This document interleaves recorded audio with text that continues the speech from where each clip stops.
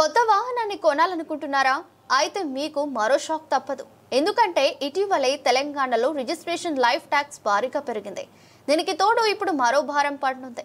Road భద్రతా cess రూపంలో అది ఉండబోతుంది. రాష్ట్ర ప్రభుత్వం ఈ మేరకు నిర్ణయం తీసుకుంది.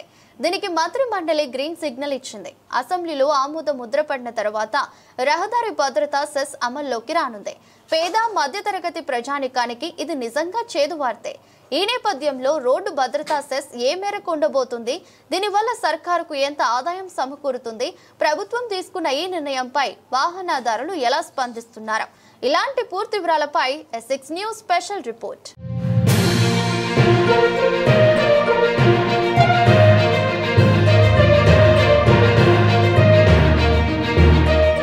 వాహన కొనుగోలుదారుల నెత్తిన మరో పిడుగు పడనుంది. రహదారి భద్రతా సెస్ రూపంలో వాళ్ళు మరింత మొత్తం చెల్లించాల్సిన పరిస్థితి రానుంది.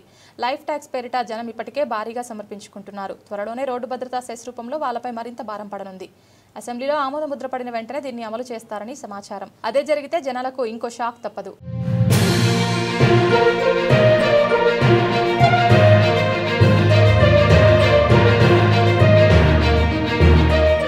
రోడ్డు భద్రతా సెస్ అనేది ఆయా వాహనాలను బట్టి ఉంటుంది. కనిష్టంగా 2,000 నుంచి గరిష్టంగా 10,000 రూపాయల వరకు దీన్ని విధిస్తారని సమాచారం. ఈ సెస్ వల్ల రవాణా శాఖకు సంవత్సరానికి సుమారు 270 కోట్లు వసూలవుతాయని అంచనా వేస్తున్నారు. కొత్త వాహనాల రిజిస్ట్రేషన్ సమయంలో దీన్ని చెల్లించాల్సి రావచ్చు. ఈ మొత్తాన్ని రహదారి భద్రతా కార్యక్రమాల కోసం వినియోగిస్తారని తెలుస్తోంది. దీనిపై త్వరలోనే క్లారిటీ రానుంది.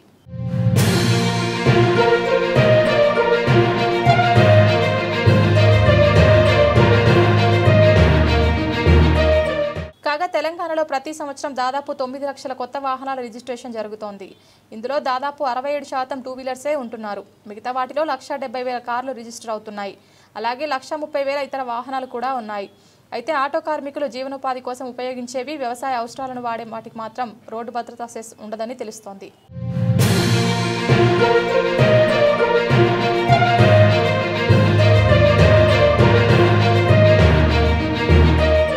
రోడ్డు భద్రతా సెస్ ద్వారా వచ్చిన మొత్తాన్ని డ్రైవింగ్ శిక్షణ కేంద్రాలు, ట్రాఫిక్ ఎడ్యుకేషనల్ పార్కుల ఏర్పాటుకు ఖర్చు చేస్తారు.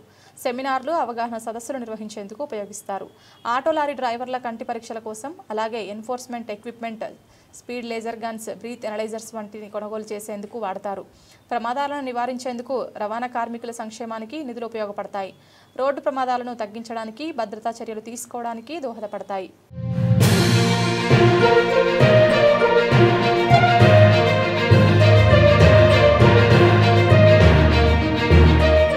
అయితే ఈ సెస్పై వాహన కొనుగోలుదారుల నుంచి రకరకాల స్పందన వినిపిస్తోంది.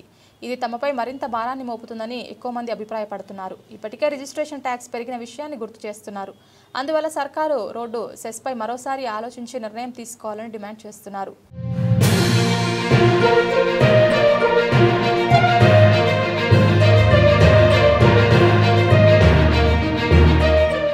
ఈ సెస్ ద్వారా వచ్చిన నిధులను ప్రత్యేకంగా ఒక ఖాతాలో జమ చేసి రవాణా వ్యవస్థను మెరుగుపరిచేందుకు వినియోగించాలని ప్రభుత్వం భావిస్తోంది.